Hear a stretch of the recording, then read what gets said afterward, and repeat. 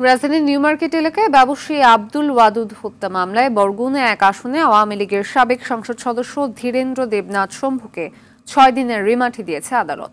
মঙ্গলবার ঢাকার metropolitan magistrate Sharifur Rahman এই আদেশ দেন। এদিন মামলার তদন্ত কর্মকর্তা ১০ দিনের রিমান্ড আবেদন করলে ৬ দিনের রিমান্ডের আদেশ দেন আদালত।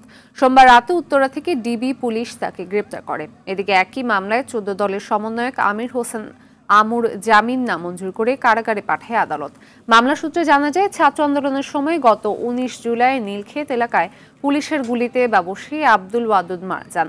এই ঘটনায় নিহতের শ্যালক আব্দুর রহমান, সাবেক প্রধানমন্ত্রী শেখ হাসিনা, সেতুমন্ত্রী ওবায়দুল কাদের সহ ১৩০ জনের বিরুদ্ধে হত্যা মামলা দায়ের করেন। হত্যার সঙ্গে কারা জড়িত সবকিছু জিজ্ঞাসাবাদ করার জন্য তাকে ১০ দিনের রিমান্ড প্রার্থনা করেন বিজ্ঞ আদালত। তার পক্ষে তার আইনজীবীরা ছিল, তার আইনজীবীরা তার রিমান্ড বাতিলের দাবিতে প্রার্থনা করেন।